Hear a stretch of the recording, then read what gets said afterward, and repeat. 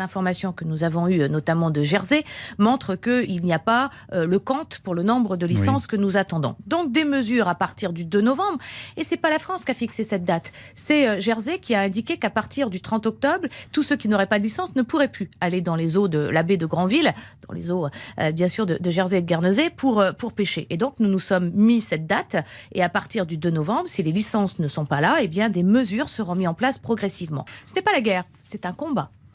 Les Français et les pêcheurs ont des droits.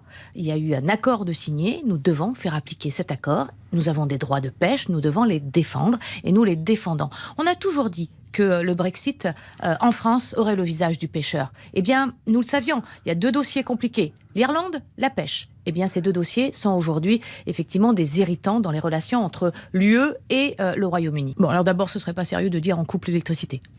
Par contre, oui, nous avons des mesures en matière, là aussi, de sanctions que nous pourrions mettre en place sur la question notamment des tarifs que nous pourrions revoir. Mais je vous annonce 4 mesures, puisque la 4e, c'est le renforcement des contrôles des camions à destination et en provenance du Royaume-Uni. Bien entendu, nous travaillons également sur d'autres mesures si c'était nécessaire. J'ai entendu aussi que les Britanniques disaient c'est totalement disproportionné. Oui. Non, on défend nos droits.